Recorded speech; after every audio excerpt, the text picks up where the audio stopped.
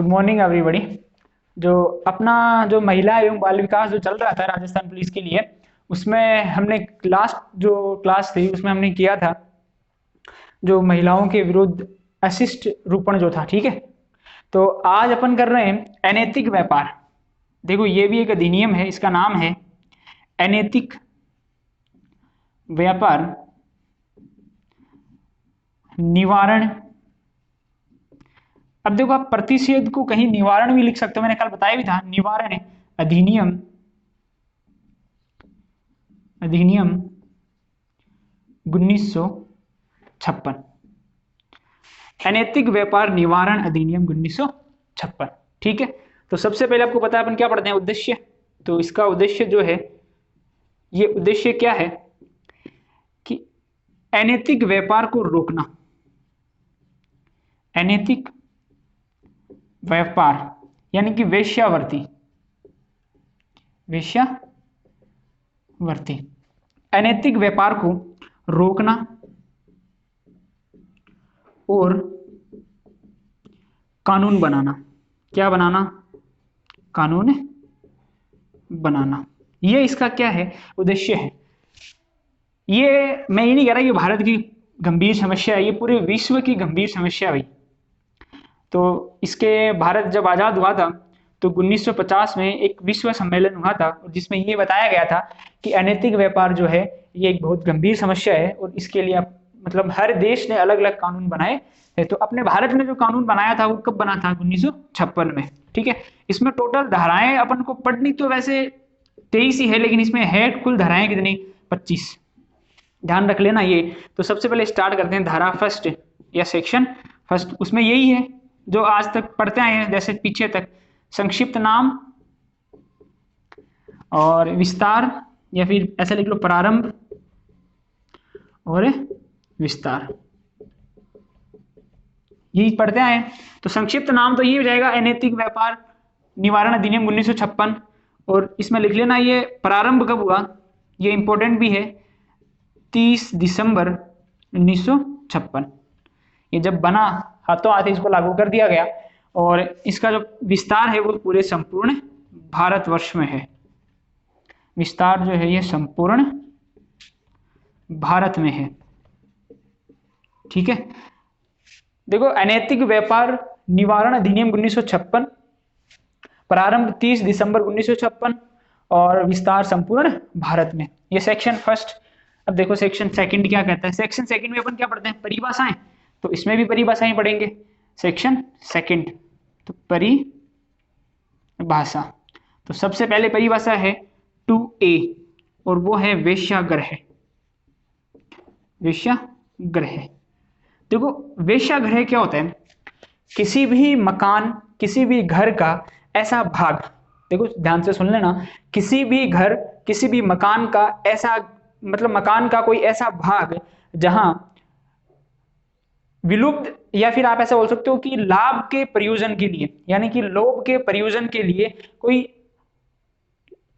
अनैतिक कार्य किया जा रहा हो या किसी का लैंगिक शोषण किया जा रहा हो। अनैतिक और लैंगिक शोषण एक ही बात है, लेकिन आपको इसमें जो एग्जैक्ट वर्ड है वो ऐसा लिखा होगा, लैंगिक शोषण किया जा रहा हो। ठीक है, या फिर ऐसा भी हो सकता हो कि किन्हीं दो वेश्याओं के लिए वाणिज्य काम के लिए जो घर काम में लिया जाता है, मतलब लैंगिक शोषण करने या दुरुपयोग किया जाता है, उसे हम क्या कहते हैं? वेश्यागृह। बात समझ में आ गई होगी। यानी कि लैंगिक शोषण करने के लिए पर्टिकुलर एक घर जहां या तो लोगों को लाभ के लिए किया जा रहा हो, या वेश्यावृत्ति, या मतलब दो या दो से अधिक वेश्याएं मिलकर कोई ऐसा काम कर रही हो जहां से लैंगिक शोषण होता हो, उसे हम क्या कहते हैं? वेश्यागृह। ये परिभाषा है धारा 2(1). ठीक है, अब देखो धारा 2(a)(a), ये भाई इंग्लिश में भी लिखा हो सकता है और ये हिंदी में अपन इसको लिखेंगे तो ये लिखेंगे 2(क). ठीक है, इसमें आपको जो परिभाषा दे रखी है वो परिभाषा दे रखी है बालक, बालक की। ठीक है, अब बालक क्या होता है कि इस अधिनियम के अनुसार कोई भी ऐसा व्यक्ति जिसकी उम्र या आयु 16 वर्ष से कम हो, उसे हम क्या कहेंगे? बालक कहेंगे। और ये धारा कौन सी है? धारा 2(a)(a). ठीक है, आगे देखो धारा C(a), धारा C(a), और हिंदी में इसको लिखेंगे ग और क। ठीक है, इसमें आपको परिभाषा दे रखी है वयस्क की, कोई भी ऐसा व्यक्ति जिसकी उम्र 18 वर्ष से अधिक हो, जिसकी उम्र 18 वर्ष से अधिक हो। एक आपको दे रखी है धारा CB यानी कि 2 गै और फिर ख, ठीक है। इसमें दे रखी है अवयस्क, देखो इसमें 3 कैटेगरी डिवाइड है, बालक, वयस्क और अवयस्क। तो समझ में आ गया होगा आपको अवयस्क किसे कहेंगे, जिसकी उम्र 16 से 18 के बीच हो, उसे हम क्या कहेंगे, अवयस्क। 3 परिभाषाएं बताई मैंने आपको, वेश्यागृह और बालक, वयस्क और अवयस्क। इनका सेक्शन जरूर याद रख लेना कि कौन से सेक्शन में क्या दे रखा है। आगे देखो सेक्शन धारा 2 में एक और परिभाषा इंपॉर्टेंट है, और वो परिभाषा क्या है एक बार सुन लेना, वो परिभाषा है वेश्या, ठीक है। तो वो जो परिभाषा दे रखी है 2F या फिर इसको हम चय भी बोल सकते हैं, और वो परिभाषा है वेश्यावर्ती। वेश्यावर्ती कि कोई भी कहीं पे भी वाणिज्यिक प्रयोजन के लिए, वाणिज्यिक प्रयोजन के लिए वाणिज्यिक प्रयोजन के लिए लैंगिक शोषण किया जा रहा है, उसे हम क्या कहेंगे, वेश्यावर्ती कहेंगे। वाणिज्यिक प्रयोजन के लिए यानी कि धन कमाने के लिए आप बोल सकते हो, या फिर मनी, ठीक है ना, मनी या फिर धन कमाने के लिए, वाणिज्यिक प्रयोजन के लिए किया गया लैंगिक शोषण क्या कहलाएगा, वेश्यावर्ती कहलाएगी। सेक्शन 2 कंप्लीट है। अब आप सेक्शन 3 में आएंगे अपन, तो सेक्शन 3 क्या कहता है, देखो सेक्शन 3 ये कहता है, या फिर धारा 3 जो है, धारा 3 बस आप देखते जाना, एक बार में सारी बातें समझ में आ जाएगी, और मैं इसकी PDF जो है वो इसके डिस्क्रिप्शन में डाल दूंगा। तो धारा 3 क्या कहती है, धारा 3 ये कहती है कि यदि कोई वेश्यावर्ती का चालन करता है, क्या करता है, वेश्यावर्ती का चालन करता है, संचालन करता है, ठीक है, या कोई परिसर मतलब घर, परिसर जिसका हो, यानी कि किसी परिसर का भार साधक, देखो कानून में आपको यही शब्द मिलेगा, भार साधक, यानी कि उसका ओनर जो भी है, अगर कोई वेश्यावर्ती का चालन करता है या कोई उस परिसर का भार साधक है जहां ऐसा कोई कृत्य हो रहा है, गंदा काम हो रहा है, तो उसके लिए आपको इस सेक्शन में सजा दे रखी है। यानी कि इसका नाम ही यही है कि चालन, संचालन या परिसर के लिए दंड, शास्ति या सजा, दंड, शास्ति या सजा। तो दंड क्या है, देखो दंड 2 तरह से दिया जाएगा। यदि वो प्रथम बार, यदि फर्स्ट टाइम वो कोर्ट के सामने कोई ऐसा काम किया है, फर्स्ट बार सजा के लिया गया है, तो उसको सजा मिलेगी 1 वर्ष से 3 वर्ष और प्लस 20,000 रुपए का जुर्माना। अब ये जो सजा है ये कैसी होगी, कठोर कारावास होगा। कैसा कारावास होगा, कठोर कारावास होगा, ठीक है। और यदि वह सेम इसी प्रकार के कोई कृत्य करता है और दोबारा वह उसी कोर्ट में जाता है या फिर उसी सजा के लिए भी, मतलब जो उसने गलत काम किया वही काम दोबारा करता है, तो उसके लिए अब की बार 5 वर्ष की कठोर सजा हो जाएगी भाई, 5 वर्ष का कठोर कारावास और प्लस जुर्माना सेम रहेगा, 20,000 रुपए का जुर्माना, ठीक है। ये कब है, जब कोई भार साधक या किसी के घर में ऐसा काम चल रहा हो या फिर वेश्यावर्ती का कोई संचालन कर रहा हो, ठीक है, तब ऐसी सजा उसको दी जाती है।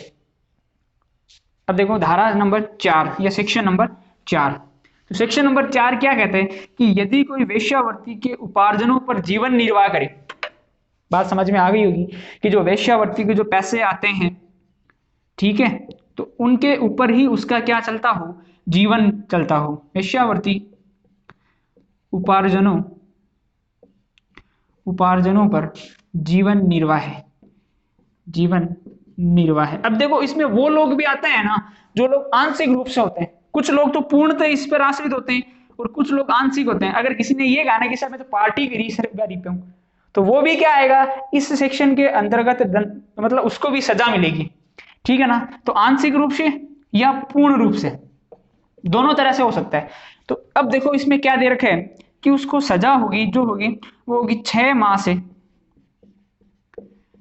से 2 वर्ष, ठीक है, 6 माह से 2 वर्ष प्लस 1,000 रुपए जुर्माना।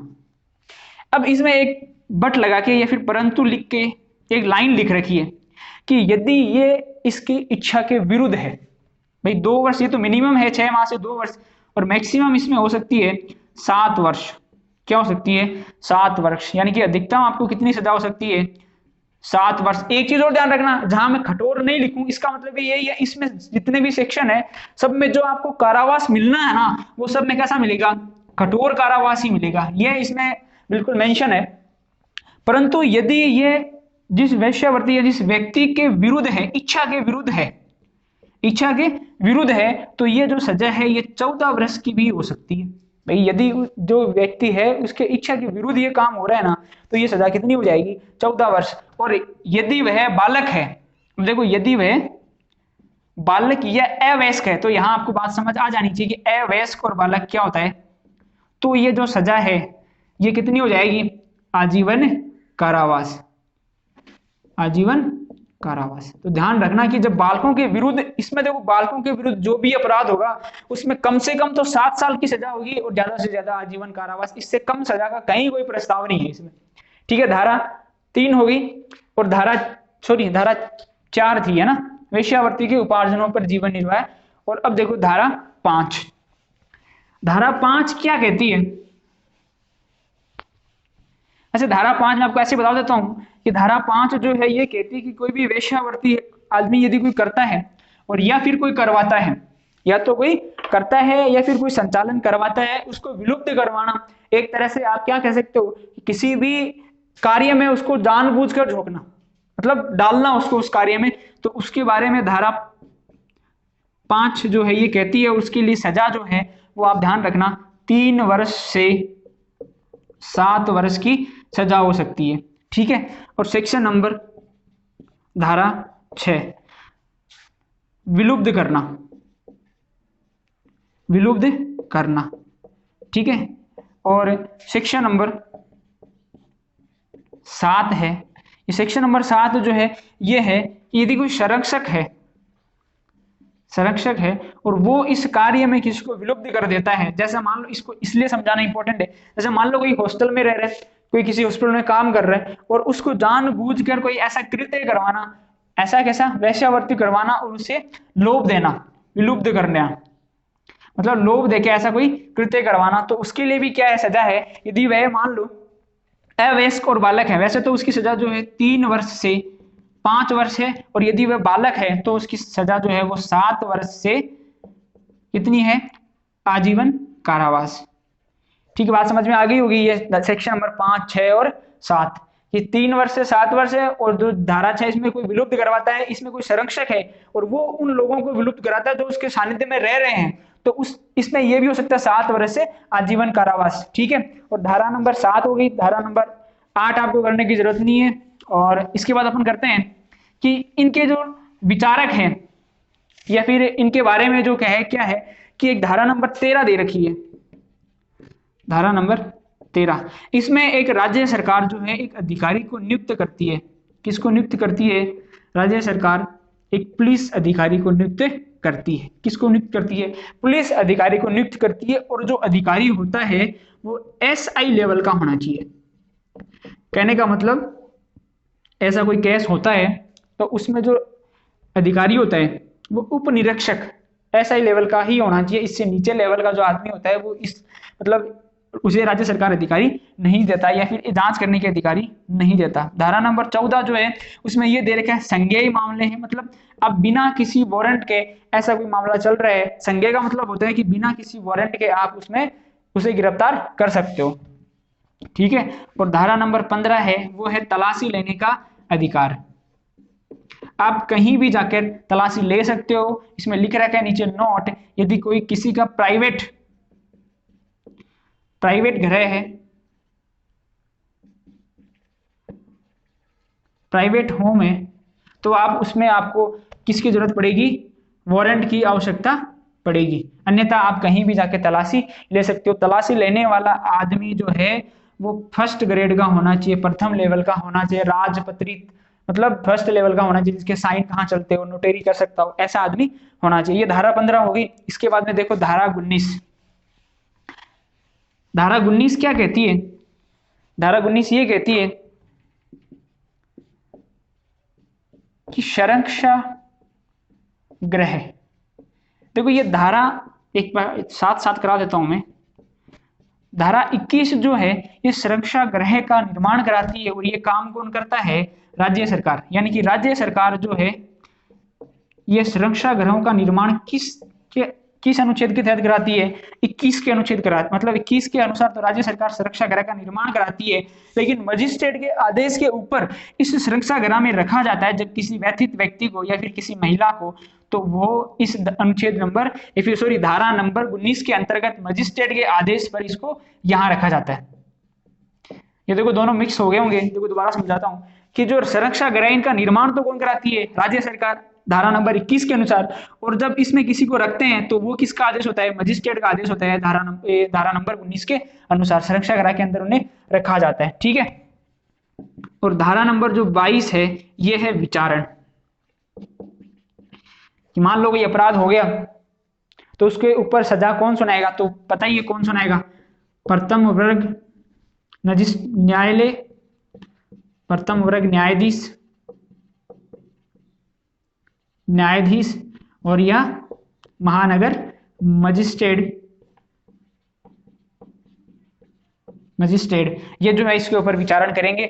और धारा नंबर 23 जो है ये है राज्य सरकार और केंद्र सरकार के कानून बनाने का अधिकार।